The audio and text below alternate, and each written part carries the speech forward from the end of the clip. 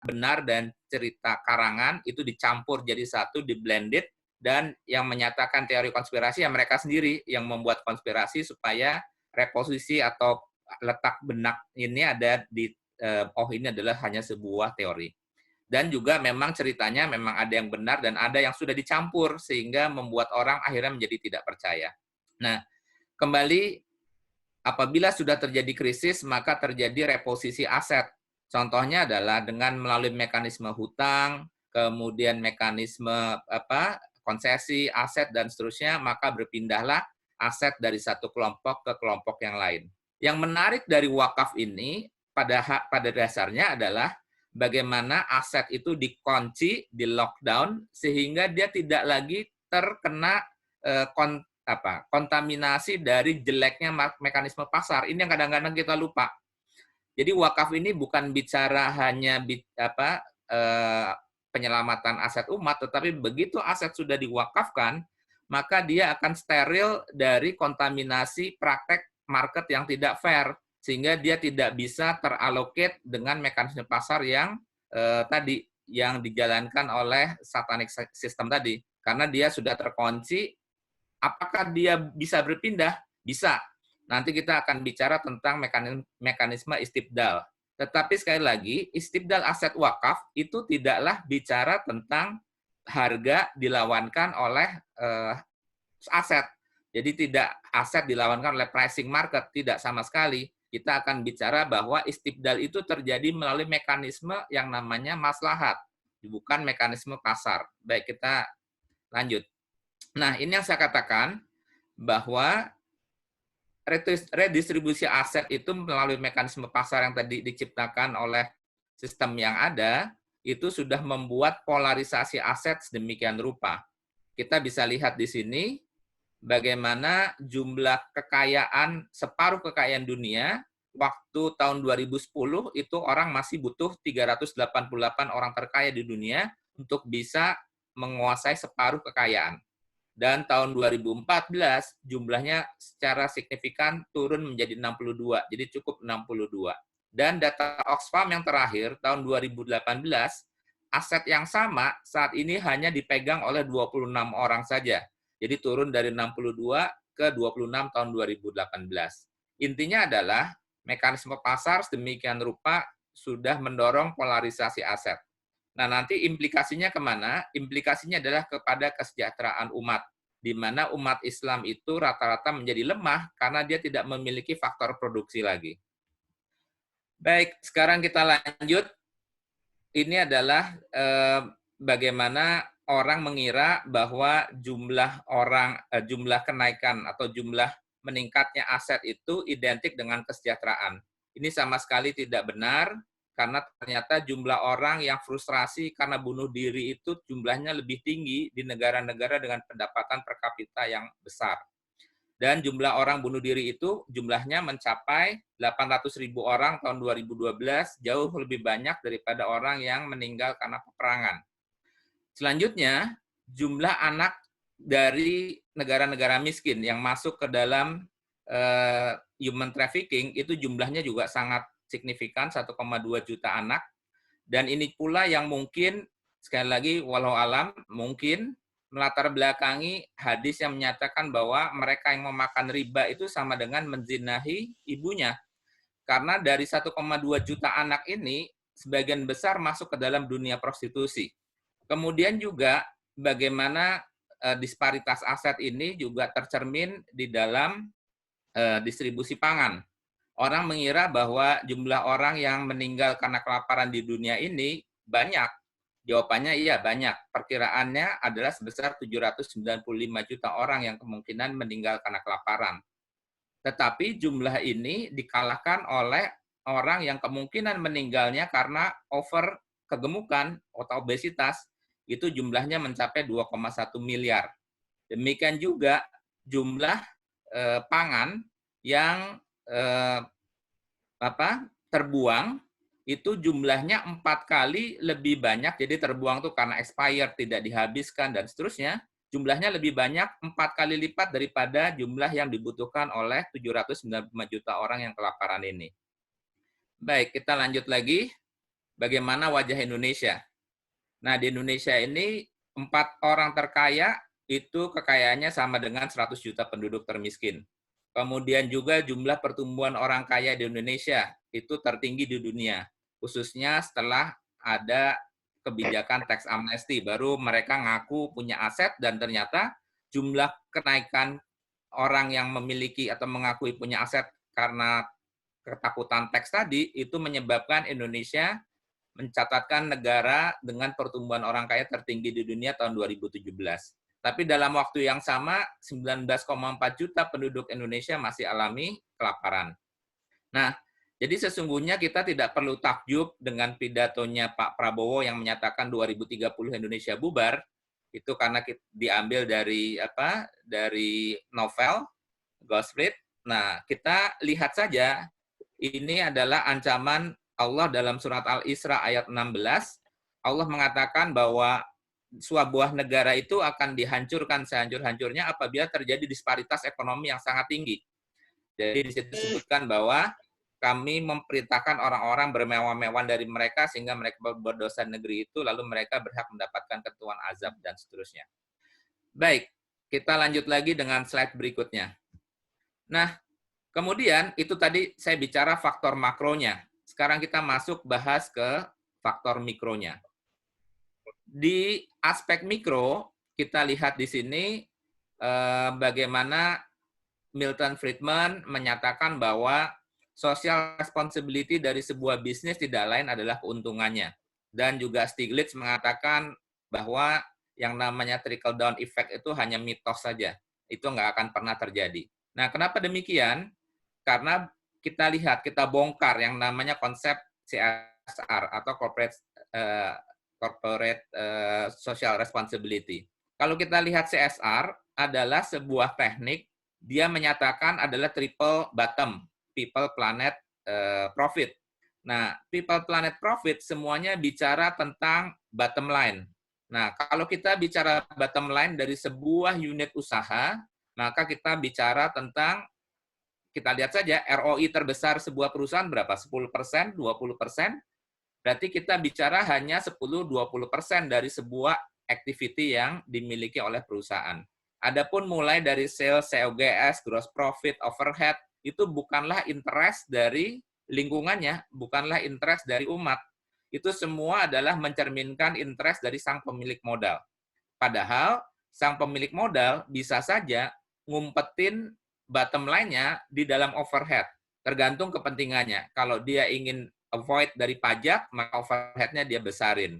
Kalau dia ingin mendapatkan reward dan seterusnya, maka profit-nya dia besarin. Jadi intinya perusahaan itu di-running tidak atas dasar interest dari lingkungannya, dari umatnya. Sehingga dua profesor, yaitu Mark Kramer dan Michael Porter, tahun 2006 yang lalu menerbitkan konsep yang namanya CSV, atau Corporate Shared Value. CSV ini konsepnya muncul karena kedua profesor ini frustrasi dengan konsep CSR.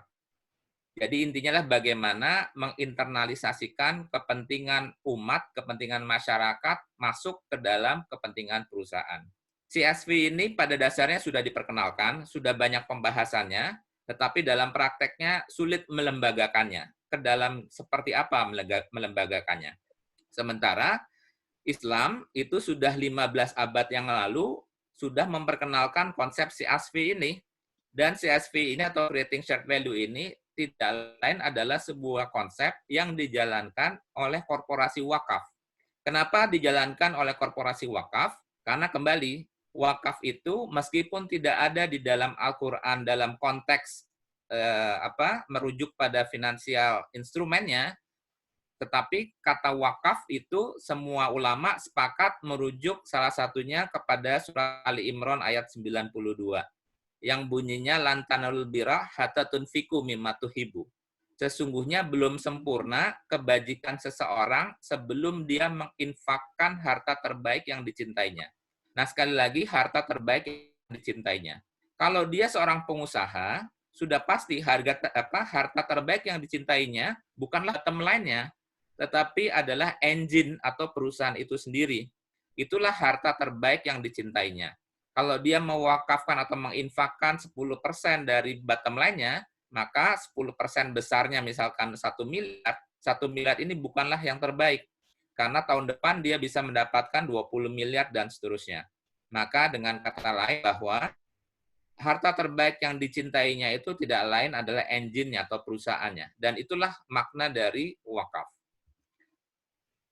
Baik, sekarang kita lanjut lagi.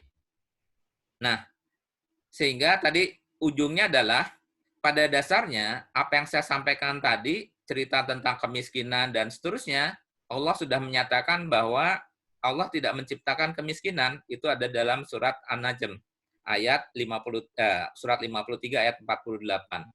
Allah menciptakan kekayaan dan kecukupan. Jadi intinya adalah kemiskinan itu ya jawabannya benar, seizin Allah, tetapi Allah tidak ridho dengannya. Sama seperti penindasan, seperti diskriminasi, Nelson Mandela pun juga yakin bahwa kemiskinan itu adalah buatan manusia. Nah, sehingga di sini ada tanggung jawab bagi kita untuk melawan kemiskinan melalui alat-alat atau instrumen langit yang memang sudah disiapkan oleh Allah. Mari sekarang kita buka tentang sejarah kejayaan Islam. Dari sejarah kejayaan Islam ini, kita mulai dari wakaf perdana Umar bin Khattab. Jadi wakaf meskipun tidak ada di dalam Al-Quran, ada di dalam hadis, dan hadis inilah yang menjadi sangat masyhur dan dipakai untuk rujukan mengenai fikih wakaf. Di mana Umar mendapatkan aset terbaik berupa kebun kurma, yang kemudian dia datang kepada Rasulullah apa yang harus dikerjakannya dengan kebun itu. Maka Rasulullah mengatakan, bila engkau suka, maka engkau tahan, dan engkau berikan hasilnya kepada orang lain. Intinya seperti itu. Nah, kata-kata yang saya garis merah itu adalah fikih wakaf yang dirujuk, yaitu aset tanah tidak dijual, tidak dihibahkan, dan tidak diwariskan. Nah, adapun kalimat Rasulullah itu hanya berhenti sampai situ. Sedangkan kelanjutannya itu sudah bukanlah perkataan Rasulullah. Nah, ini menarik. Menariknya adalah seperti ini. Kenapa Allah bedakan antara instrumen zakat yang begitu rinci dan begitu lengkap aturannya, sementara saat bicara tentang wakaf, dia begitu linian dan begitu loose, sehingga nanti akan ada praktek perbedaan antara mazhab dan berikutnya antar negara dan penafsiran ulama. Kenapa? Karena hadisnya atau rujukannya terbatas. Kalau saya pribadi melihatnya adalah justru dengan terbatasnya rujukan terkait dengan wakaf, ini tersimpan di belakangnya adalah sebuah amanah atau mandat dari wakaf. Dia harusnya bisa menjawab seluruh permasalahan kontemporer. Yang ini yang kemudian kadang-kadang orang malah berpikir terbalik, wakaf tidak boleh ini dan itu, padahal tidak ada dasarnya. Sementara wakaf harusnya dengan tidak adanya dasar rujukan yang kuat dalam artian spesifik, ini justru bisa menjadi dasar kekuatan umat untuk bisa menjawab permasalahan-permasalahan kontemporer. Baik, jadi yang pertama ini adalah, ada 3 hikmah dari hadis ini. Pertama adalah rujukan tentang aset wakaf itu tidak boleh dijual, diwariskan, dan pindah tangankan. Kemudian yang kedua, bahwa aset wakaf itu adalah aset wakaf produktif. Yang pertama kali, kenapa kebun? Karena waktu itu belum ada PT. Seandainya waktu itu sudah ada PT Umar Tbk Enterprise, mungkin Umar akan mewakafkan company-nya. Tapi memang pada saat itu asetnya berupa kebun.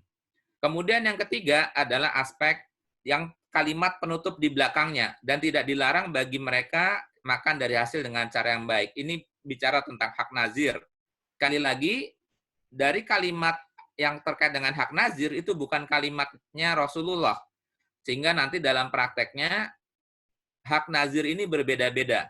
Di Indonesia, sepakat 10% dari hasil bersih. Di Malaysia, setahu saya sekitar 20%. Tetapi kalau kita bicara Arab Saudi, nanti kita lihat bagaimana Arab Saudi, ini bahkan dia mengatakan nggak ada batasan yang clear, Yang penting adalah sebagian besar untuk maquf alaih. Nah ini yang terjadi di Saudi. Pertama adalah bicara tentang sumur. Kita juga karena di Indonesia dan Malaysia, anggaplah di Indonesia dan Malaysia air itu banyak, sumur pikiran kita selalu bicara tentang bertoharoh. Padahal kalau kita lihat di Saudi, sumur itu adalah bagian dari faktor produksi. Tidak mungkin ada kebun tanpa sumur. Jadi dia merupakan alat produksi, sekali lagi produktif. Kemudian yang berikutnya, sumurnya sudah berubah menjadi rekeningnya saat ini adalah pendirian hotel bintang 5. Dan di situ disebutkan bahwa nazir setengahnya diserahkan pada fakir miskin, setengahnya adalah reinvestasi. Nah, kita pikir juga jelas saja sumur itu berubah menjadi hotel setelah hampir 1.400 tahun lebih. Kita lupa bahwa sesungguhnya sehari di sisi Tuhanmu adalah seperti 1.000 tahun menurut perhitunganmu. Jadi boleh jadi Utsman sendiri kaget. Perasaan saya waktu itu mewakafkan sumur, tapi kenapa pahalanya adalah hotel bintang 5. Menunggunya buat Utsman saat ini rasanya seperti 1,5 hari saja. Cerita dengan tentang Umar Abdul Aziz ini saya ambil dari bukunya Yusuf Qaradawi. Di situ disebutkan bahwa Umar Abdul Aziz adalah khalifah yang sangat terkenal. Dia cukup 3,5 tahun bisa mensejahterakan negaranya. Tetapi kita selalu mendengar ceritanya cerita tentang zakat. Bagaimana ada orang negara yang tidak lagi ada orang yang berhak menerima zakat.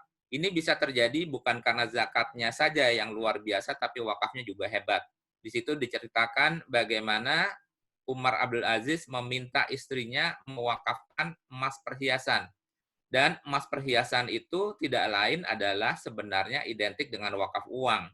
Karena pada saat itu pertukaran menggunakan dinar dirham yang representasi dari gram emas. Jadi sebenarnya wakaf uang itu sudah mulai dikenal sejak zaman Umar Abdul Aziz. Baik, kita lanjut lagi. Nah, ini adalah periode-periode tentang kejayaan umat Islam itu identik dengan kejayaan aset-aset wakaf. Bagaimana 75% lahan yang dapat ditanami Daulah Khilafah Turki merupakan tanah wakaf pada saat kejayaan Utsmani. Kemudian Aljazair 50% lahan wakaf sampai pertengahan abad sebelum pindah ke kolonialisme. Kemudian Tunisia juga 33% tanah wakaf. Di Mesir bahkan sampai tahun 49, 12,5% lahan pertanian tanah wakaf. Dan di Iran sekitar 30% dari lahan tanam adalah lahan wakaf dan seterusnya. Yang menarik adalah di Palestina, yang saat ini pun Turki tengah mendownload sertifikat-sertifikat ini untuk diserahkan kepada pemerintahan Palestina untuk dia berargue dengan deal of the century-nya Trump. Ya, karena di situ tercatat 233 sertifikat tanah wakaf dengan 890 bangunan di atasnya, jauh melampaui sertifikat privat. Nah, intinya adalah kejayaan Islam itu diidentikan dengan aset wakaf melampaui aset privat.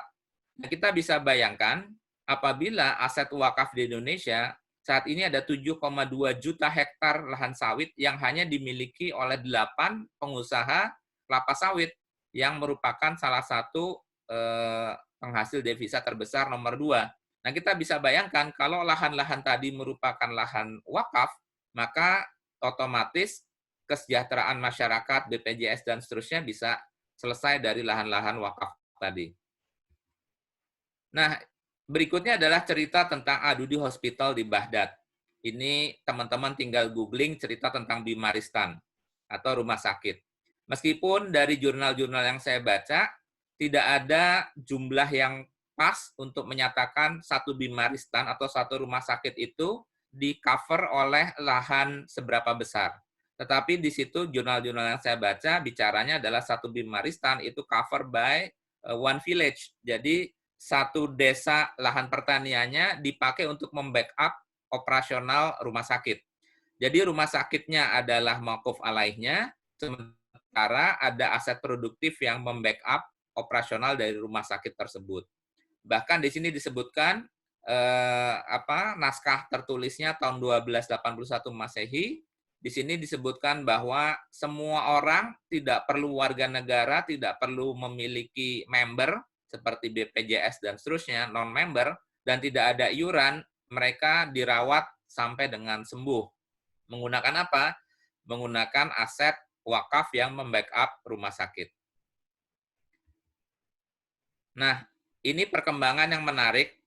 Kalau ini saya download, ini cerita tahun 2019, jadi sedang berjalan. Saat ini di Pakistan sudah mulai dikembangkan obligasi atau sukuk wakaf yang akan digunakan untuk fasilitas listrik dan air bersih. Dan menariknya, wakaf ini kalau kita lihat satu persatu, ya ini kenapa saya cantumin di sini, kalimat terakhir itu bahkan wakaf bisa digunakan untuk konservasi hewan. Jadi kita sekarang terkagum-kagum dengan instrumen-instrumen yang dimiliki oleh UNDP, yang dimiliki oleh WWF untuk mengkonservasi spesies tertentu. Padahal kalau kita buka sejarahnya, 14 abad yang lalu, orang Islam itu bahkan lebih maju. Mau model pandemic bond pun juga sebenarnya bisa. Karena pada saat itu sudah disebutkan bahwa animal, bahkan konservasi sungai dan seterusnya, itu bisa digunakan wakaf dan sudah pernah dilakukan. Nah, ini yang menarik adalah jatuh bangunnya peradaban umat identik dengan kinerja wakaf. Ini adalah lukisan di Hagia Sophia, abad ke-6 Masehi, di mana di situ sebelah kiri adalah Kaisar Justinus yang menyerahkan Hagia Sophia, dan di sebelah kanan itu Kaisar Konstantin menyerahkan Konstantinopel kepada Yesus yang digendong oleh Bunda Maria. Ini adalah lukisan abad ke-6 sebelum Islam masuk yang ada di Hagia Sophia. Ini sebenarnya adalah perlambang konsep wakaf. Kita kemudian mengarti sempitkan bahwa menyerahkan gereja, sama seperti kita menyerahkan masjid. Kita lupa, kalau kita buka sejarah, baik itu gereja, masjid, bahkan Ka'bah sekalipun, yang namanya tempel, yang namanya tempat ibadah, tempat ziarah, itu tempat pertemuan para kabilah untuk melakukan transaksi dagang. Atau area itu adalah area komersial bisnis district. Jadi sesungguhnya menyerahkan gereja, menyerahkan tempel, itu adalah menyerahkan komersial bisnis district. Itu yang harusnya kita mulai dari sekarang aware, bahwa yang dimaksud dengan wakaf itu adalah menyerahkan aset produktif, termasuk di dalamnya adalah komersial bisnis district. Baik, sekarang kita lanjut berikutnya tentang sejarah Palestina. Tadi disebutkan bahwa jumlah sertifikat tanah wakaf di Palestina lebih banyak dibandingkan sertifikat privat. Itu sebabnya kenapa Turki Utsmani melarang penjualan tanah di Palestina, karena sebagian besar adalah tanah wakaf. Sampai tahun 1918, pada saat Turki Utsmani itu tidak bisa lagi mempertahankan gempuran dari tentara sekutu masuk, maka yang pertama kali dihancurkan oleh tentara Inggris, oleh Jenderal Allenby dan Jenderal Perancis, saya lupa namanya, itu adalah lembaga wakaf terlebih dahulu. Kenapa lembaga wakaf harus dihapuskan? Karena untuk menghilangkan larangan penjualan tanah di Palestina. Dan dalam waktu yang bersamaan, maka terbelilah tanah di Palestina secara sistematik. Oleh siapa? Oleh pendatang-pendatang Yahudi yang waktu itu mendapatkan biaya dari Jewish National Fund. Dan kalau teman-teman googling sekarang, Jewish National Fund juga masih ada lembaganya, masih menjalankan konsep wakaf, termasuk di sana wakaf pohon gorgot yang ditanam. Nah, lembaga wakaf ini kemudian memberikan pinjaman kepada keluarga-keluarga Yahudi untuk mulai melakukan pembelian tanah. Sehingga pada tahun 1944, JNF itu sudah menguasai hampir 45% lahan Palestina. Tahun 1944, tahun 1948, negara Israel berdiri proklamasi, di mana lahannya itu adalah penyatuan, salah satunya adalah penyatuan dari sertifikat yang dijaminkan di Jewish National Fund. Jadi, kalau kita tanya ke orang-orang Mesir, mereka percaya bahwa Palestina bukanlah negara yang dijajah, tetapi negara yang terjual. Nah, sehingga dari saya sampaikan tadi, ceritanya adalah kita akan bedakan antara mandat wakaf dan mandat zakat infak sedekah. Nah, di sini adalah salah satu grafik di mana kalau kita lihat garis A itu adalah garis autonomous consumption. Kita sering bicara konsumsi, garis konsumsi, cuman kita lupa A itu adalah konsumsi autonomous consumption pada saat income orang sama dengan 0. Kita telan begitu saja tanpa kita mau tanya ke dosen. Karena kalau dosennya itu dosen konvensional, dia tidak akan bisa jawab gimana ceritanya pembiayaan autonomous consumption ini. Karena kalau kita buka buku Samuelson, buka buku Kosianis, pokoknya ekonom konvensional, dia tidak bisa menjelaskan bagaimana A ini bisa diwujudkan. Sementara di dalam Islam itu sudah sangat clear. A itu adalah peran dari instrumen yang namanya zakat. Maka tugas zakat itu menutup autonomous consumption sampai dengan sustainable level. Kemudian di mana peran infak sedekah, peran infak sedekah dia berfungsi sebagai cushion. Bisa berusaha, apabila dia terjerumus lagi, maka peran infak sedekah yang menjadi bantalan. Dan infak sedekah ini juga berfungsi sebagai emergensi. Itu sebabnya zakat infak untuk segera disalurkan. Adapun wakaf, dia bicara tentang membangun peradaban. Atau kalau kita nanti sampai ada pertemuan berikutnya, kita akan bahas lagi yang namanya demand manusia atau kebutuhan manusia mulai dururiyah, hajiat, dan tahsiniyat. Nah, peran wakaf ini bicara di level hajiat dan tahsiniyat. Baik, kita sekarang langsung masuk ke konsep wakaf sendiri. Wakaf, ini elemen wakaf dari 5, wakif, benda wakaf, nazir, ikrar wakaf, dan mauquf alaih. Intinya adalah, wakif adalah orang yang berwakaf, benda wakaf pada dasarnya semua benda yang tidak habis dalam satu kali konsumsi, itu dapat diwakafkan. Tetapi entah kenapa, kurikulum wakaf di negara-negara kolonial, itu menjadi sempit, menjadi masjid, madrasah, makam, musolah. Dan menjadi sempitnya ini, hasil penelitian saya ini adalah by design untuk mengkerdilkan kelembagaan wakaf sendiri yang pada saat itu umumnya muftinya dipegang oleh Snugurgronya, di mana di situ ada reduksi dari wakaf menjadi sempit sekali. Nah, kemudian nazir adalah lembaga atau orang yang dipercaya untuk mengelola aset wakaf. Dia bukanlah pemilik karena benda wakaf itu milik Allah Subhanahu wa taala. Ikrar wakaf adalah bentuknya ada aset wakaf ini akan dimanfaatkan oleh siapa? Apakah dia sifatnya golongan atau sifatnya khairi? Apakah sifatnya temporer, berjangka waktu, atau sifatnya jangka panjang? Semuanya ditaruh di dalam ikrar wakaf. Nanti kita akan masuk ke dalam diskusi saja. Baik. Nah, jadi ini yang saya katakan tadi, bahwa kenapa di fikih wakaf sangat terbatas, ini bukanlah sebuah penghalang, justru harus dipandang sebagai sebuah khasanah pengembangan bagi kemaslahatan umat, atau kita bicara maqasid syariah. Apakah boleh habis, bagaimana kalau hilang atau rugi, haruskah dalam bentuk fix, bagaimana kalau uang, dan seterusnya. Ini nanti mungkin kita bahas dalam tanya jawab gitu ya, karena ini yang paling sering menjadi kendala kenapa wakaf ini tidak berkembang. Kita sambil jalan saja. Nah, mengenai aset wakaf ini, saya ambil dari Undang-Undang Wakaf nomor 41. Intinya adalah, pada dasarnya semua benda yang tidak habis dalam satu kali konsumsi bisa diwakafkan. Termasuk di dalamnya, di situ adalah wakaf uang, surat berharga, saham, dan seterusnya.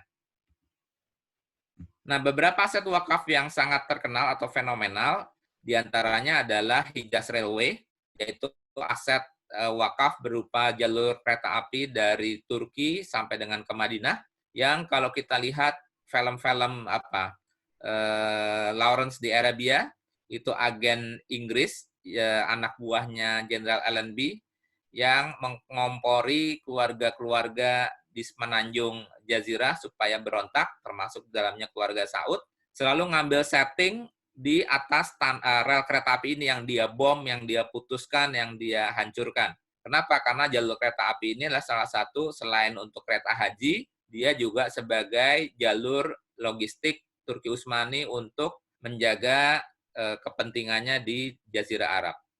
Kemudian juga instalasi pemurnian air di Jeddah juga merupakan wakaf. Al-Azhar itu adalah contoh wakaf. Kita tahunya Al-Azhar hanya universitas, cuman kita lupa bahwa Universitas Al-Azhar itu di-backup oleh perkebunan, salah satu perkebunan terbesar di Mesir, di-backup oleh properti, di-backup oleh lembaga keuangan.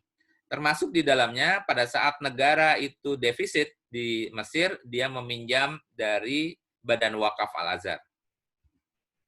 Nah, ini teman-teman sendiri pasti sudah lebih paham tentang Johor Corporation dan Wakaf An-Nur.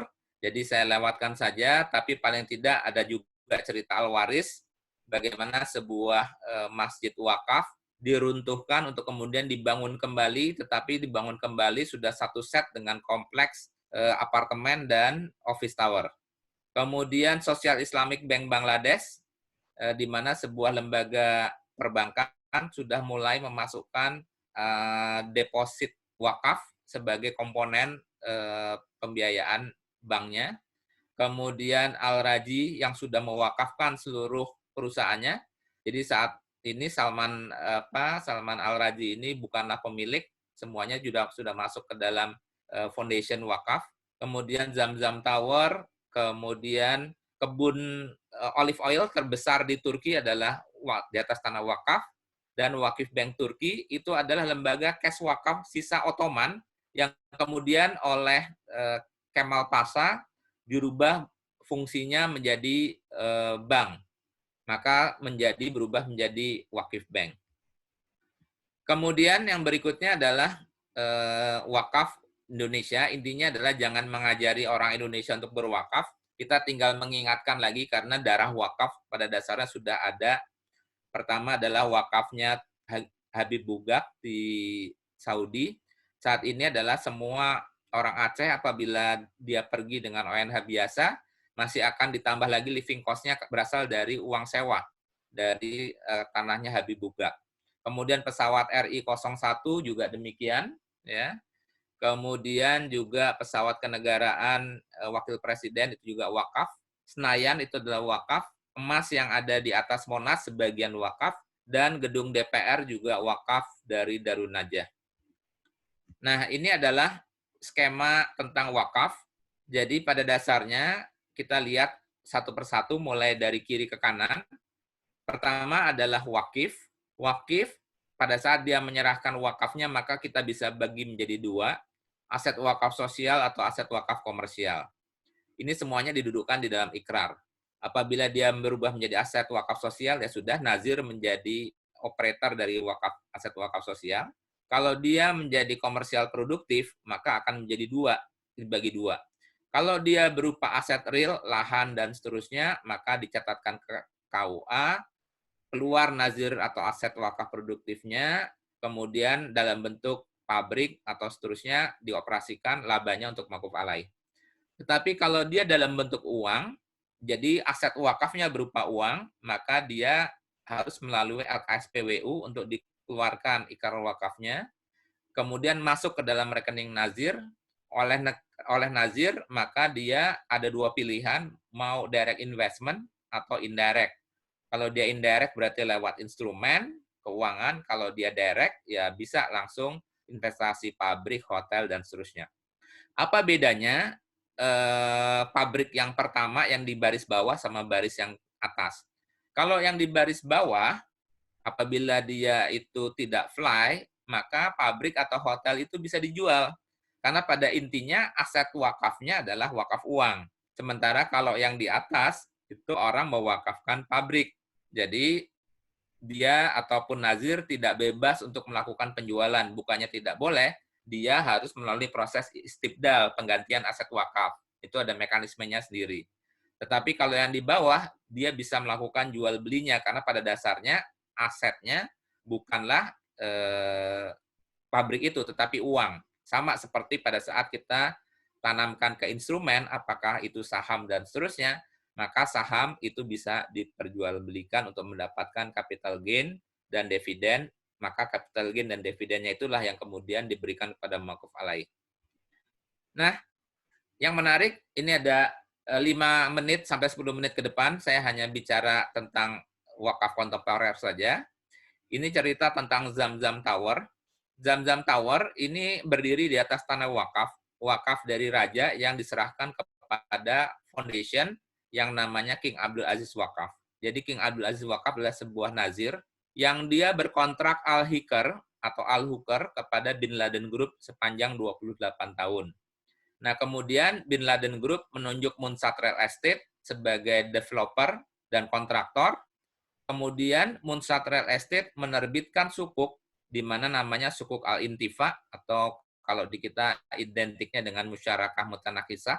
Sukuk Al-Intifa ini satu unitnya kurang lebih sekitar 50-55 ribu US dollar. Itu adalah harga mendirikan satu kamar di Zamzam Tower. Nah, apa yang diperoleh pembeli sukuk ini? Pembeli sukuk bukanlah wakif, dia adalah investor murni. Ini yang namanya sukuk link wakaf. Jadi dia investor murni, dia akan mendapatkan satu berupa time sharing dari kamarnya. Jadi dalam 1 tahun dia berhak mendapatkan 10 hari. Kalau hari yang dia pilih itu adalah musim haji, maka harga sukuknya lebih mahal. Nah, kemudian dia juga mendapatkan bagi hasil dari sewa kamar yang didirikan di Zamzam Tower ini. Nah, kemudian sukuk ini akan berakhir 24 tahun dengan asumsi hotelnya berjalan dan seterusnya. Maka dari Munsat Real Estate kembali kepada Bin Laden. Bin Laden punya masa honeymoon selama 4 tahun sebelum akhirnya Zamzam Tower ini kembali ke King Abdul Aziz. Kembali maksudnya, boleh jadi operatornya akan tetap, tetapi income keseluruhannya itu beralih kepada King Abdul Aziz Wakaf. Nah, nanti kita akan bahas tentang akad al-hikr. Kenapa akad al-hikr ini menarik? Ini membuat tantangan buat teman-teman, terutama yang di IIUM dan seterusnya. Ini topik yang bisa ditarik buat tesis ataupun disertasi, karena akad al-hikr ini dalam prakteknya bermacam-macam, ini adalah turunan dari akad ijarah. Bahkan beberapa jurnal menulisnya sebagai undefined list of time. Jadi ini agak menarik, di mana-mana ijarah itu salah satu rukunnya harus menyebutkan waktunya. Sementara akad al-hukr adalah ijarah menyebutkan waktu, tetapi para pihak sadar betul bahwa waktunya ini sangat 28 tahun iya, tapi dia sangat linian. Artinya, apabila nanti Bin Laden ternyata setelah 28 tahun dia belum break even, maka otomatis sewanya akan diperpanjang. Sampai kapan? Sampai perjanjian sewa menyewanya itu terpenuhi. Jadi yang terpenuhi adalah term and condition. Jadi saya ambil contoh misalkan, sewa menyewa ini akan berakhir apabila sudah break even dan mendapatkan keuntungan ekuivalen berapa persen. Kurang lebih seperti itu. Kalau terjadinya di tahun ke-32, di tahun ke-32. Kalau terjadinya di tahun ke-40, di tahun ke-40.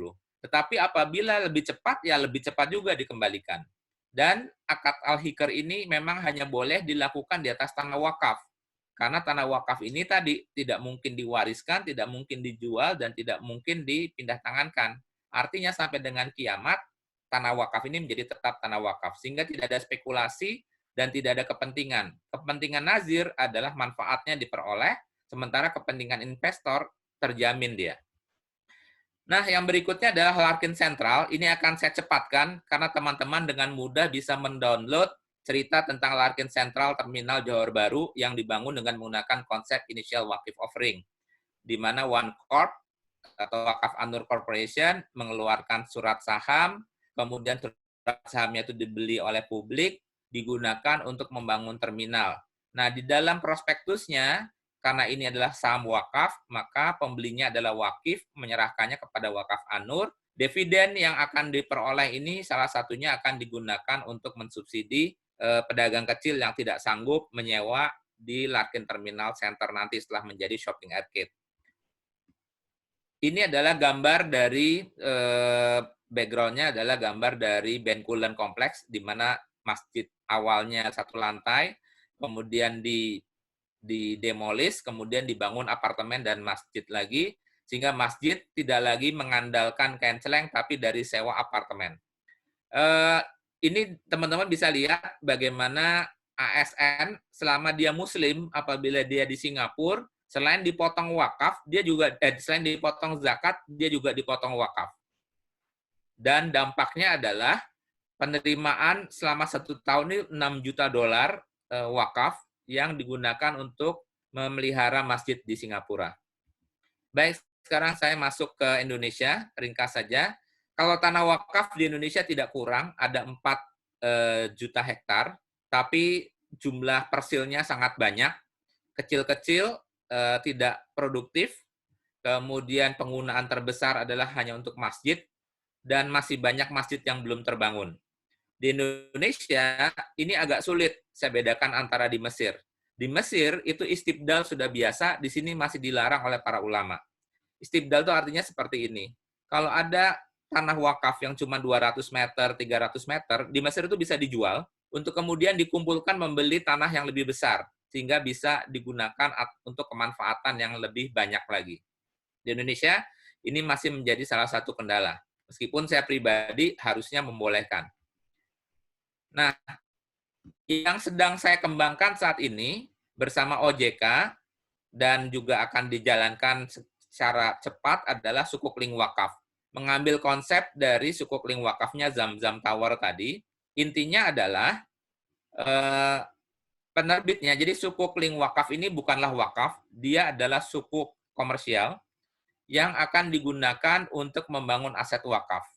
Adapun yang menerbitkan pastinya harus eligible di market. Apakah dia developer yang bekerja sama dengan Nazir atau bank yang bekerja sama dengan Nazir.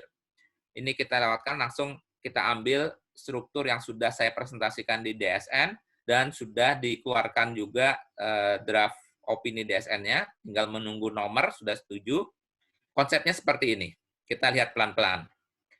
Bapak dan Ibu, ini adalah cerita tentang tanah wakaf. Asumsinya, saya ambil real case saja, ada tanah wakaf di daerah Kuningan, itu adalah tanah wakaf tahun 1942, di daerah di Warung Buncit, namanya Yayasan Radotul Muta'alimin. Tanah wakaf ini besarnya 5.000 meter, yang berdiri madrasah, kemudian sisa tanahnya dipakai untuk parkir mobil dan motor. Harga tanah saat ini sudah 350 sampai 400 miliar. Di atas tanah 350 miliar ini, Sang Nazir hanya mendapatkan pendapatan sebesar 200 sampai 300 juta rupiah setahun dari parkir motor tersebut. Ini sungguh tidak efektif dibandingkan dengan nilai ekonomi tanahnya. Maka datanglah investor yang namanya PT Provera. Nah, PT Provera ini akan bertanda tangan dengan Nazir untuk mengelola aset wakaf tersebut. Baik, ini adalah hipotetiknya, karena belum terjadi. Hipotetiknya adalah seperti ini. Pertama, si bank, asumsinya bank, saya memang merujuknya bank karena bank yang memiliki potensi untuk bisa menerbitkan sukuk wakaf. Bank ini, bank syariah, dia berakad dengan Nazir, namanya akad al-hukar. Akad al-hukar ini tadi isinya adalah bank memiliki hak sewa atas tanah tersebut, misalkan dari feasibility study-nya 12 tahun. Tapi akadnya al-hikar, artinya apa? Artinya kalau ternyata dalam 12 tahun tidak BEP atau keuntungan belum tercapai, maka otomatis tanah tersebut sewanya masih terus diperpanjang. Sampai kapan? Sampai dengan BEP dan asumsi keuntungan tercapai. Jadi dalam hal ini bank sudah terlindungi kepentingan finansialnya.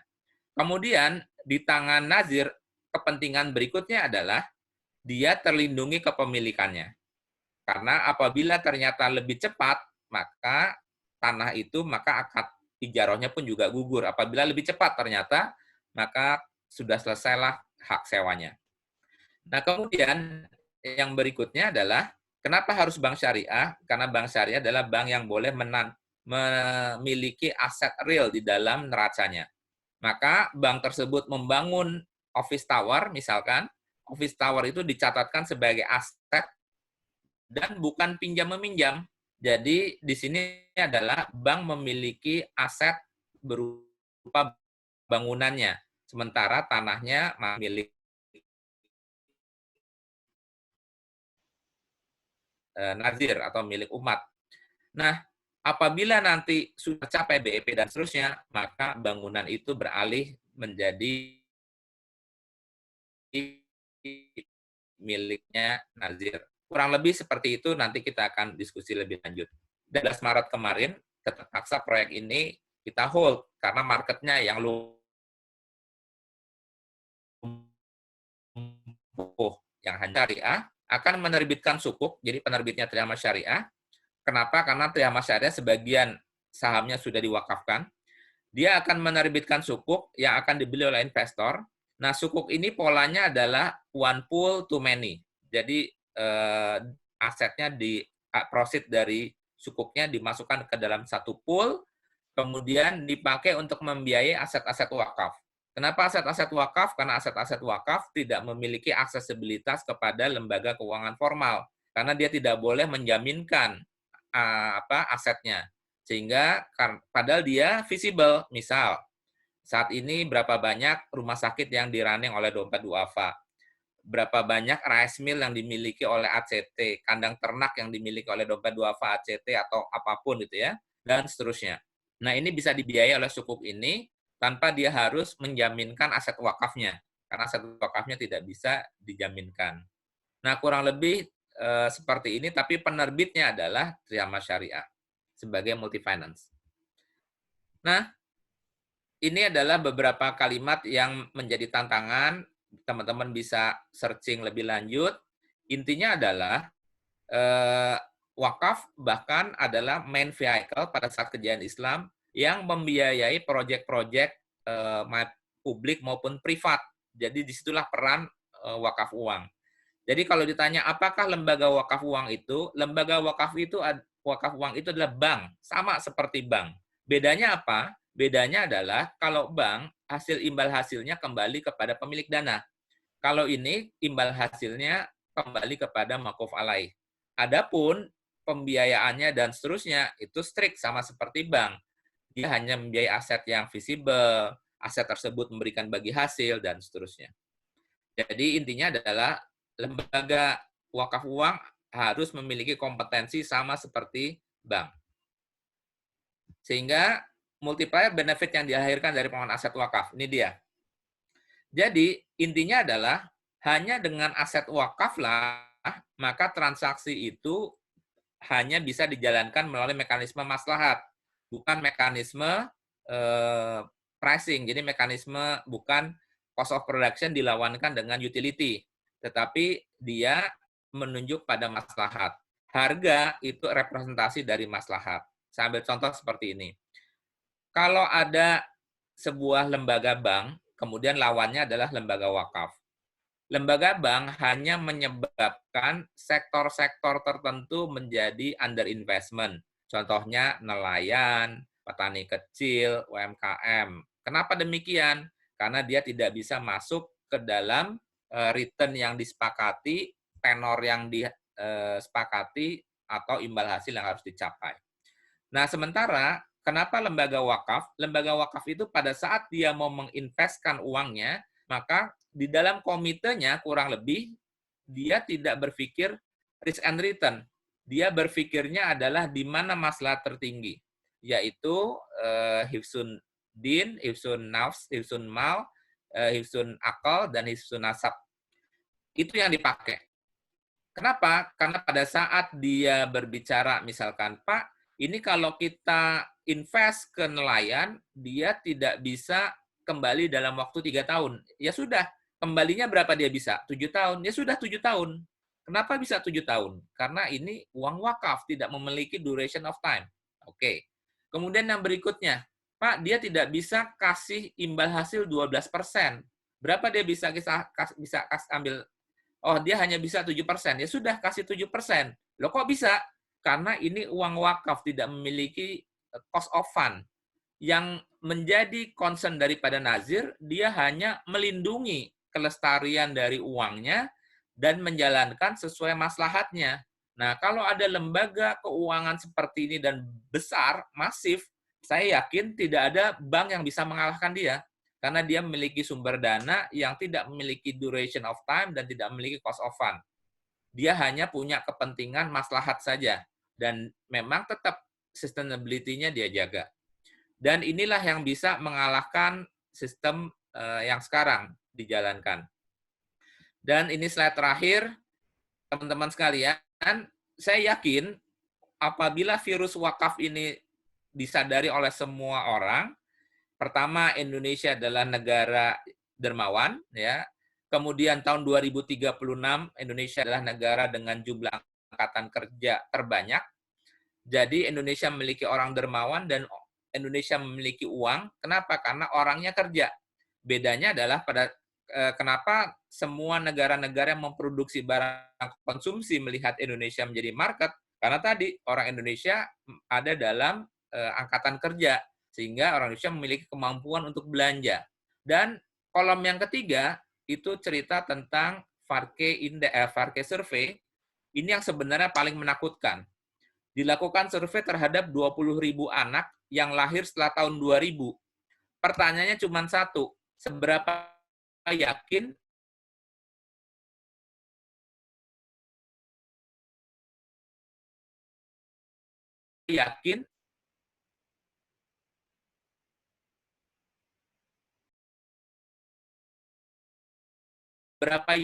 agama anak dari sekitar Sunda akan bawa kebahagiaannya. Kenapa? Karena kita berada dalam negara yang satu pada dasarnya dermawan, akan memiliki uang dan soleh. Wah, ini bahaya kalau dia diingatkan lagi tentang kebangkitan instrumen Islam, kebangkitan yang satu pada dasarnya dermawan, titik Islam dan seterusnya. Dan itu akhir dari cerita saya. Dan ini ada yang lupa dari yang ini. Kolom ini penting gitu ya. Pertama multiplier benefit tadi, selain itu selain kemaslahatan, hanya dengan wakaflah Islam ini bisa melakukan impact investment. Jadi kalau sekarang kita belajar SDG, impact investment, dan seterusnya, itu saya katakan itu kuno. Itu sebenarnya adalah konsep pengakuan dosa umat dunia terhadap sistem ekonomi. Kenapa pengakuan dosa? Karena selama ini dia bekerja di kuadran-kuadran tradisional investor, filantropi, altruism, dan seterusnya. Sementara kalau ilmu syariah itu diterapkan, mau tidak mau kita selalu berada dalam kotak yang hijau, kuadran C, di mana memiliki social impact yang tinggi dan financial return yang tinggi. Kok bisa? Kita jelaskan saja. Selama dia menghindari maisir, gharar, riba, terus apalagi tidak monopoli, tidak gaben, tidak menimbun, dan seterusnya, itu sudah pasti impact investment. Jadi di dalam Islam tidak ada transaksi yang tidak impact investment. Itu. Kemudian yang berikutnya, apakah kita tahan economic shock? Kalau wakaf ini berkembang dengan baik, sangat tahan economic shock termasuk kondisi saat ini. Kenapa? Karena semua investasi yang dikerjakan, kalau itu dikerjakan di atas tanah wakaf, maka dia memiliki investasi yang lebih rendah, ROI yang lebih tinggi, BEP yang lebih cepat. Sehingga pada saat terjadi economic shock, maka dia mudah untuk menurunkan harga sewa dan seterusnya. Karena tidak ada investasi di tanahnya. Nah, ini yang harusnya disadari bahwa pilar kebangkitan umat ini kembali lagi ke pilar wakaf. Baik, ini presentasinya dan silakan kita masuk ke sesi tanya jawab. Baik, terima kasih atas pemaparannya yang luar biasa Pak Imam. Masya Allah, ini pencerahan yang sungguh dibutuhkan tentunya pada era-era hari ini. Apalagi pernyataan yang paling penting tadi menurut saya adalah harapan Indonesia ya sebagai anak muda, angkatan mudanya banyak, produktif, lalu meyakini bahwa agama mampu memberikan kebahagiaan faktor terbesar dan mampu menjadi yang mengemas teknologi kemajuan global ini menjadi bisa lebih baik lagi tentunya. Nah ini tentu perlu pendalaman Pak Imam tentunya ya. Nanti ada pertanyaan, sudah ada 10 pertanyaan lebih. Ini saya pilih dulu. Alhamdulillah, terima kasih atas antusiasnya teman-teman sekalian. Nah pertanyaan pertama Pak Imam di sini dari Mas Asep di UNER. Dia beliau bertanya, dalam kondisi saat ini nih bagaimana agar bisa menumbuhkan kepercayaan masyarakat agar mau berwakaf. Di satu sisi masyarakat masih belum trust terhadap lembaga wakaf karena krisis kepercayaannya kepada lembaga tersebut, mungkin berkaitan dengan kompetensi. Itu gimana Pak strateginya untuk menumbuhkan? Ya, baik. Jadi tantangan sekarang itu ada 3. Pertama adalah profesionalisme nazir. Kenapa profesionalisme nazir? Karena terus terang sudah begitu lama wakaf itu diidentikan dengan masjid, makam, madrasah, sehingga nazir itu biasanya lahir dari orang tua yang di masjid terus, tidak punya kerjaan, maka diangkatlah menjadi nazir. Jadi kembali, ini semacam telur dan ayam, mana duluan? Apakah kampanye wakafnya terlebih dahulu atau nazirnya yang dibenahi? Saya sih bilang paralel dua-duanya. Artinya harus segera terbentuk lembaga wakaf yang profesional, dia melakukan report yang transparan, kemudian mengelola asetnya ya sebagaimana bisnis. Jadi syarat dari nazir itu bahkan tidak cukup dia memahami fikih, tapi dia harus memahami tentang bisnis best practice sesuai dengan bidangnya. Dan bukannya apa, nazir itu tidak berarti harus menerima semua aset. Jadi ada nazir-nazir tertentu yang memiliki keahlian. Saya ambil contoh ada beberapa teman-teman kita yang misalkan dompet duafa ya dengan rumah sakitnya, kemudian ACT misalkan dengan warung wakafnya atau dengan lembaga ternak wakafnya dan seterusnya. Jadi yang pertama adalah transparansi nazir. Yang kedua adalah bicara tentang literasi. Literasi wakaf ini perlu digaungkan karena terus terang ini sudah berpuluh tahun bahkan beratus hampir 1 abad kita dikerdilkan dengan wakaf yang bicara hanya tanah, kemudian masjid, musola, makam, madrasah, dan seterusnya. Ini bahkan jangan seperti itu. Artinya ada kasus di mana orang mau ganti tegel wakaf saja oleh DKM-nya tidak boleh karena ini wakaf. Dan berikutnya wakaf produktif juga demikian. Tantangannya nanti kalau rugi bagaimana? Nah ini juga, ini sebelum ditanyakan, wakaf produktif kalau rugi bagaimana? Jadi intinya adalah masalahnya bukan rugi atau tidak, karena rugi atau tidak itu adalah business nature. Kalau sudah berbisnis pasti ada resiko rugi. Jadi saya katakan seperti ini, wakaf produktif ini cara jawabnya adalah kalau kita anggap punya anak ingin sekolah pertama kali, anak itu ingin masuk SD. Kemudian dia bertanya pada orang tuanya, ayah, apakah adik boleh tidak naik kelas? Maka jawabannya pastinya tidak boleh. Dan itulah jawaban yang benar. Jadi pertanyaannya adalah, apakah wakaf boleh rugi? Tidak boleh. Tetapi berikutnya, apakah kemudian anak itu tidak kita sekolahkan? Tetap kita sekolahkan. Padahal kita tahu resiko sekolah adalah tidak naik kelas. Demikianlah wakaf. Artinya, meskipun tidak boleh rugi, tetap harus dibisniskan. Justru pertanyaannya sudah tidak lagi relevan apakah boleh rugi atau tidak. Pertanyaan justru ditanya, apakah kita sudah cukup profesional, cukup memiliki sistem resiko yang memadai, dan governance yang baik. Itu yang menjadi pertanyaannya. Jadi sekali lagi, bagaimana mengembangkannya? Mulailah dengan menciptakan nazir-nazir yang profesional. Kedua, literasi wakaf yang baik. Ketiga, produk. Produk juga menarik, karena janganlah kita masjid-masjid saja, musola bukannya nggak boleh, itu bagus. Tetapi banyak sekali justru yang saya katakan, masjid, musola, madrasah, itu adalah makuf alaih. Jadi mulailah kita berpikir seperti yang kayak di Bencoolen. Bagaimana sebuah masjid bisa hidup karena dia memiliki apartemen. Kurang lebih seperti itu.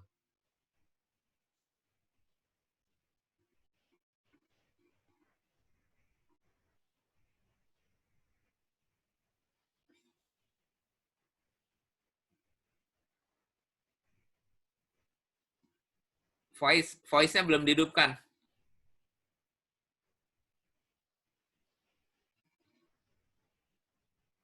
Nah, oke, terdengar ya teman-teman ya. Ya, ya. Baik. Yang kedua pertanyaannya adalah mohon penjelasannya tentang ini, bank syariah menyebabkan kematian nazir wakaf. Di satu sisi mungkin sempat ada gagasan dan mungkin sudah dilaksanakan juga bank syariah menjadi pelaku juga atau nazir wakaf juga bisa mengkolek wakaf juga. Ini gimana Pak Imam menjelaskannya? Baik. Jadi memang idealnya tadi yang namanya wakaf uang, pertanyaannya adalah siapakah lembaga.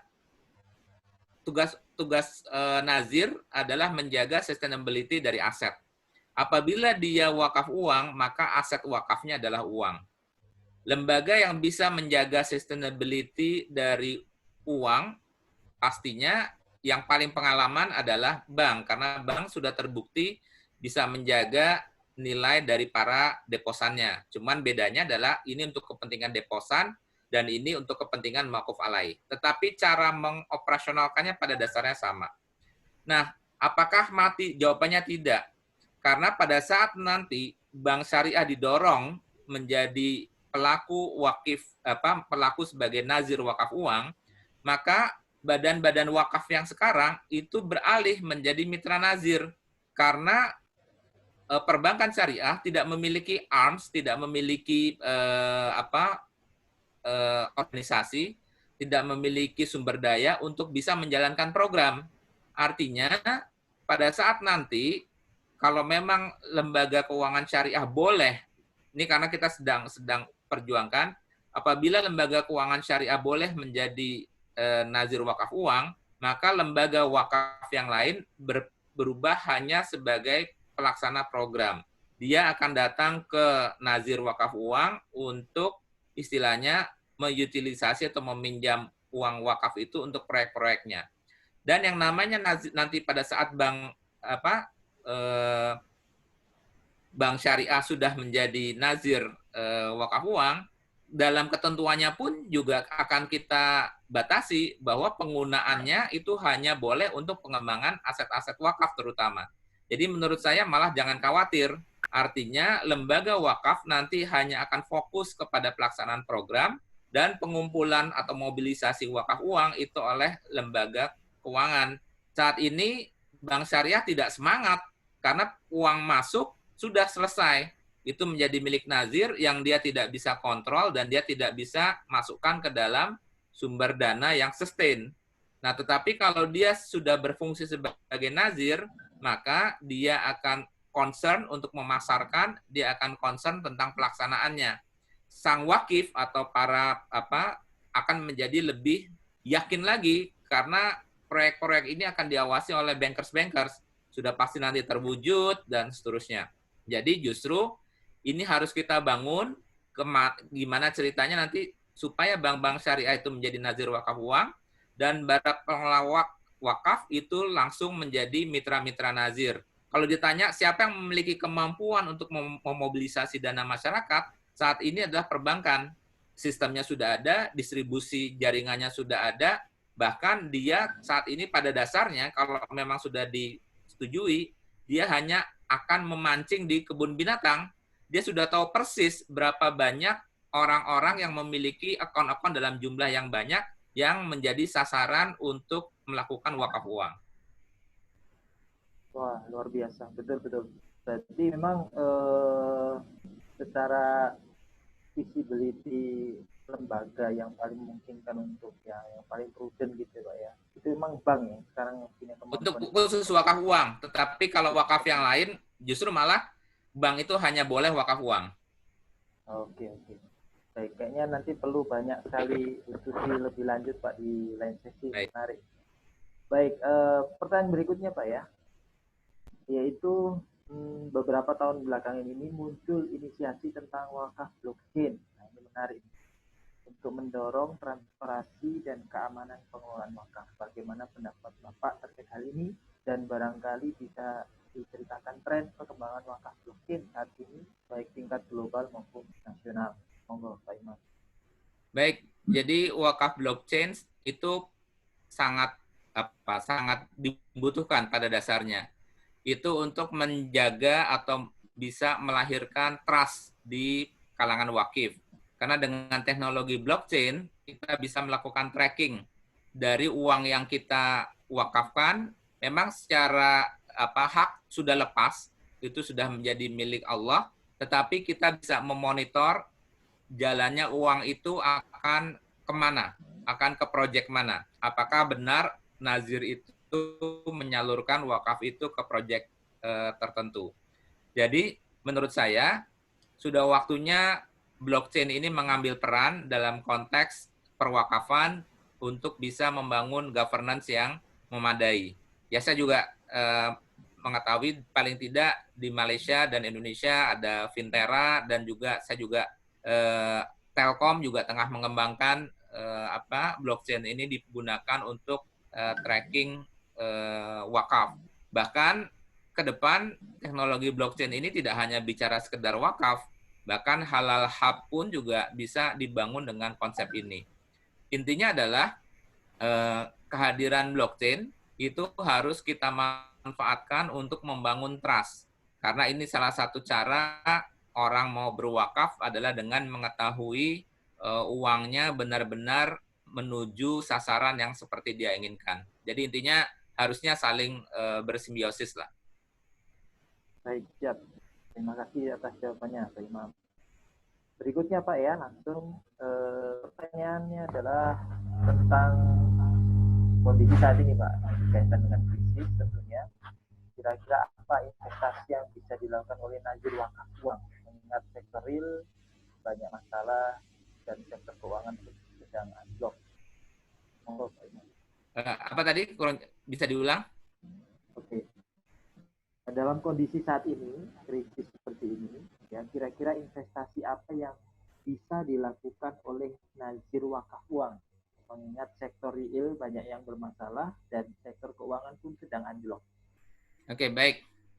Jadi intinya kembali nazir harus memiliki kemampuan untuk investasi. Kita asumsikan bahwa nazir yang kita bicarakan ini bukanlah nazir operator. Jadi ada dua nih. Nazir yang bicara investment, ada nazir yang operator. Jadi misalkan saya nazir yang memiliki, kita sebut sebagai nazir khas. Jadi saya punya keahlian di bidang misalkan restoran. Maka apabila saya mendapatkan wakaf uang, maka saya investasinya dalam bentuk restoran karena saya memiliki kompetensi di restoran.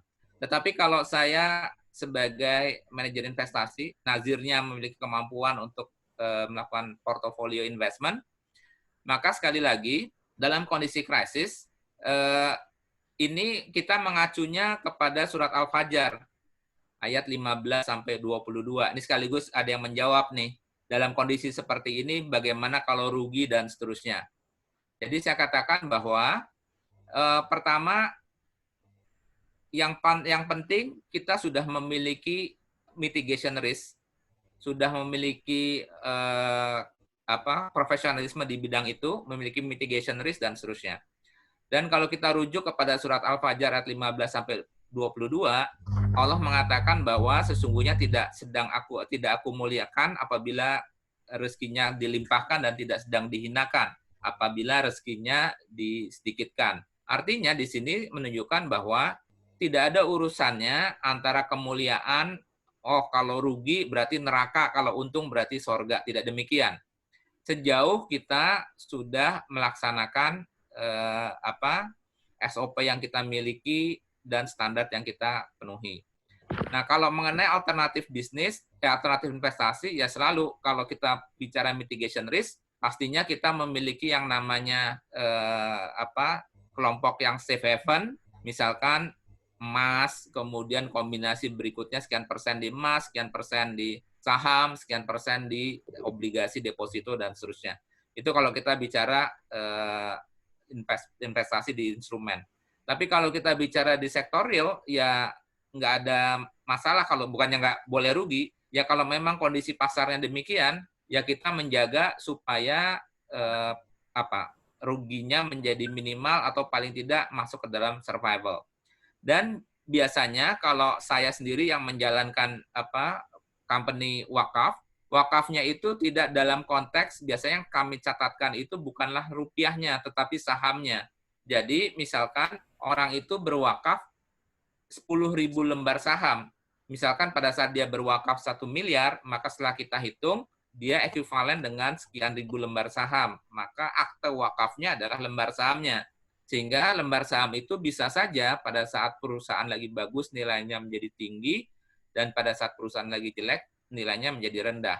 Bahkan pada saat likuidasi sekalipun, lembar saham itu tidak hilang.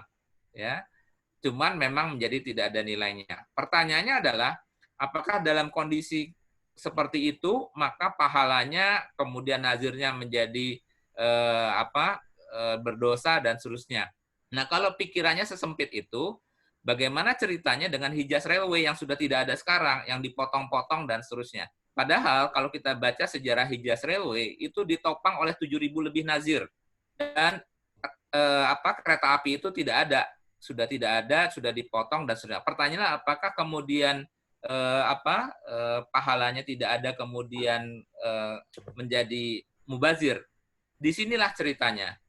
Manfaat awalnya adalah manfaat transportasi, tetapi dengan runtuhnya Hijaz Railway itu, kalau tidak terbangun itu, maka tidak pernah ada semangat, tidak ada cerita yang bisa kita ceritakan kepada generasi berikutnya bahwa itu pernah ada dan seterusnya, sehingga membuat semangat generasi berikutnya untuk membangun wakaf lagi. Artinya fungsinya sudah berubah dari yang tadinya fungsi transportasi menjadi fungsi yang lebih luas lagi berupa spirit dan seterusnya. Dan apabila tadi rugi dan seterusnya, maka larinya adalah kembali ke hadis yang menyatakan bahwa barang siapa berbuat kebaikan, kemudian kebaikan itu diikuti oleh yang lain, meskipun yang mengikuti lebih baik, maka yang pertama itu mendapatkan pahala yang mengikutinya, tanpa mengurangi pahala yang orang yang mengikutinya tadi. Jadi intinya adalah apa? Apapun ceritanya, berwakaflah. Karena kalau tadi kita nggak pernah berani berwakaf, buat cerita anak cucu kita nggak pernah punya cerita. Dulu pernah ada perusahaan, misal nih, kalau pengennya sih tetap berdiri. Dulu pernah ada perusahaan wakaf begitu besar, dia bisa menghidupkan begitu banyak orang, tetapi sayangnya karena masa, karena segala macam, perusahaan itu bangkrut dan seterusnya. Ayo kita semangat untuk dirikan lagi. Nah, kita bisa bayangkan, kalau tidak pernah ada berdiri perusahaan wakaf, terus apa yang diceritakan kepada generasi berikutnya? Jadi memang fungsinya sudah berubah, bukanlah fungsi finansial kontributor, tetapi menjadi fungsinya adalah menjadi spirit kontributor, menjadi cultural kontributor, dan seterusnya. Baik. Wah, luar biasa perspektifnya dari Pak Imam ya. Jadi saya juga pernah berpikir begitu Pak, karena banyak sekali kan dulu aset wakaf dari Turki Ottoman ya kan, terus kemudian di Nusantara katanya juga banyak yang kemudian ketika penjajah hadir itu udah dibubarkan, didegradasikan, ditutup-tutupi sejarahnya dan lain sebagainya, sehingga ya jadilah seperti sekarang. Perlu seperti generasi para anak muda ini yang spiritnya untuk membangun peradaban Islam lagi. Baik Pak Imam, terakhir ya Pak ya. Mohon maaf karena ini waktunya juga sudah cukup panjang. Jadi ini terakhir, saya kira ini pertanyaan yang bagus sekali. Yaitu Pak Imam, sebaiknya Islamic philanthropy di Indonesia ini baiknya full governed by pemerintah atau gerakan civil society, gimana Pak? Oke, ini kalau ada pendapat pribadi, ada segala macam ya. Memang rezim wakaf ini berbeda-beda. Saya ambil contoh, untuk wakaf ini ada 3 tipe. Tipe pertama adalah yang fully managed by government. Sebenarnya bukan government karena dia tidak tunduk kepada pemerintah.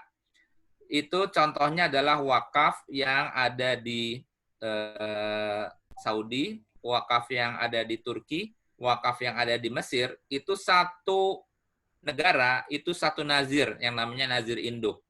Artinya orang berwakaf, setiap berwakaf, dia berwakaf ke satu nazir yang dikelola oleh negara, dan ke bawahnya itu dia memiliki mitra-mitra nazir. Nah, biasanya negara yang menganut sistem ini dia memiliki menteri wakaf. Jadi paling gampang itu nandainnya. Kalau di dalam susunan kabinetnya ada menteri wakaf, itu biasanya dia menganut sistem satu nazir untuk negara tersebut. Kemudian yang berikutnya, yang nomor 2 itu model Malaysia. Dia per negara bagian, itu satu nazir. Kalau di Kuwait, itu nazirnya adalah representasi asosiasi. Jadi di situ ada pemerintahnya, ada umatnya mendirikan asosiasi nazir. Nah, sementara Indonesia itu termasuk kelompok yang paling liberal. Kenapa paling liberal? Karena saat ini Indonesia pun masih menganut perorangan pun boleh menjadi nazir sejauh dia bukan nazir wakaf uang. Pertanyaannya adalah mana yang paling baik. Nah, intinya adalah pastinya itu harus dilihat dari sisi cultural. Budayanya seperti apa. Kalau saya sendiri cenderung memang idealnya satu negara, satu nazir, tetapi dia tidak berada di bawah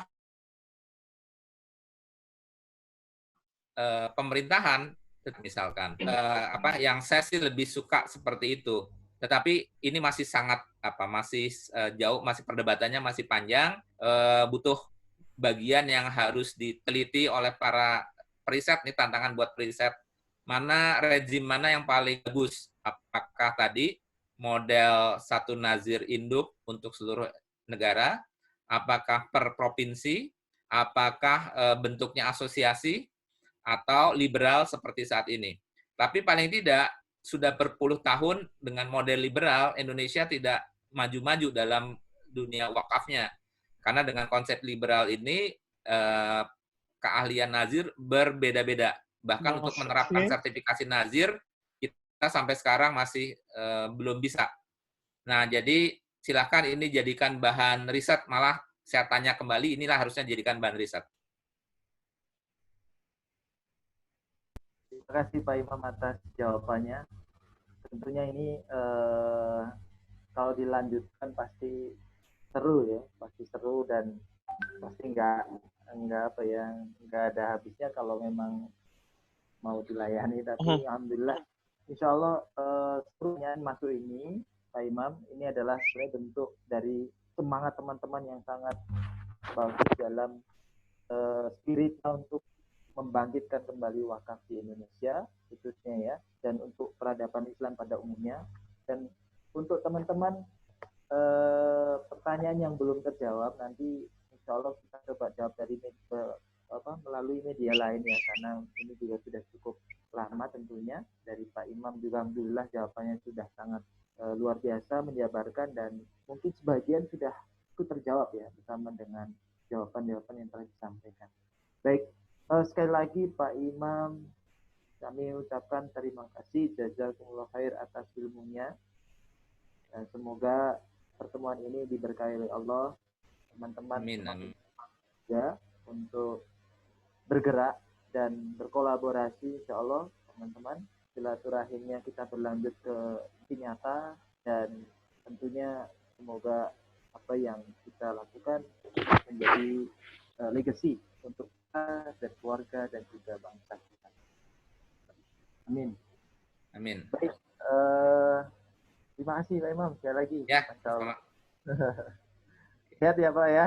Baik, sama-sama. Sehat-sehat juga buat semuanya. Baik, saya sebagai moderator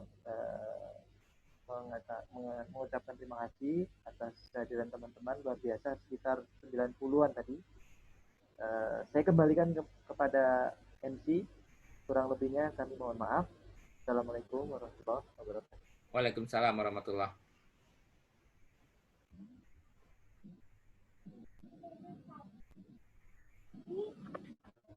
Baik, terima kasih untuk Mas Agas yang sudah memandu jalannya webinar kita malam ini. Terima kasih juga kepada Pak Imam Teguh Septono atas materi yang sangat luar biasanya.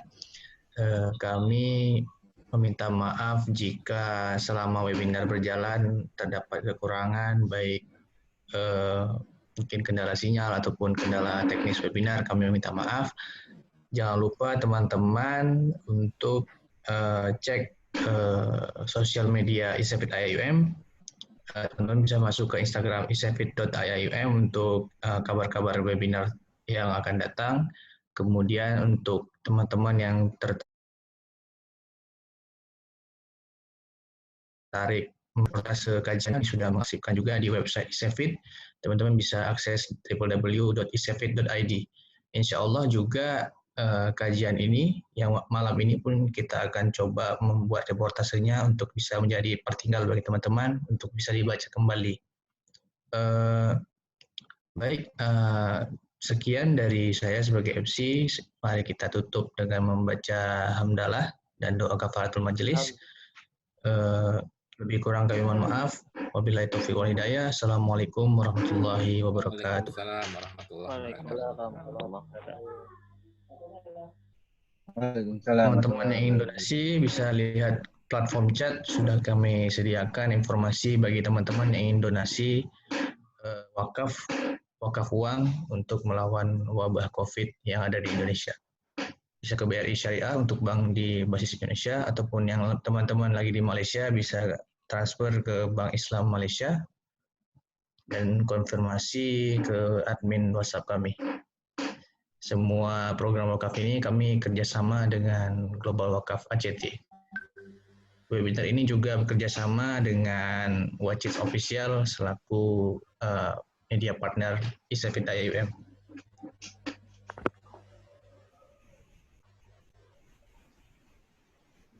Terima kasih. Assalamualaikum. Mas Agas. Waalaikumsalam. Ya Pak. Imam Fitono, terima kasih ilmunya. Saya pamit. Assalamualaikum. Salam. Salam buat keluarga teman-teman semua. Waalaikumsalam warahmatullahi Warahmatullahi.